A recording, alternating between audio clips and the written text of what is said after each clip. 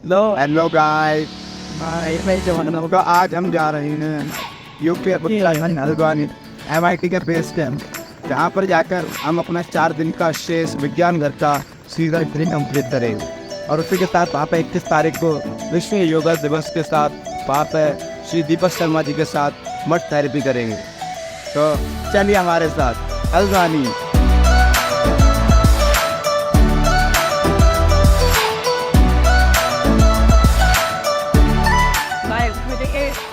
आप जा सकते रह रहे हैं यहाँ बाय।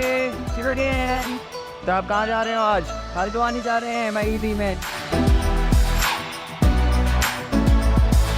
तो आप कैसा फील कर रहे हो आज? मुझे बहुत अच्छा लग रहा है।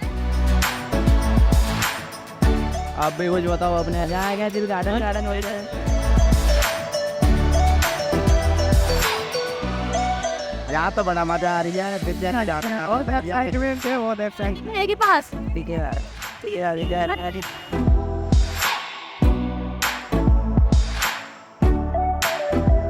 और आपको कैसा लग रहा है आज का? बहुत अच्छा लगता है। आप बताओ।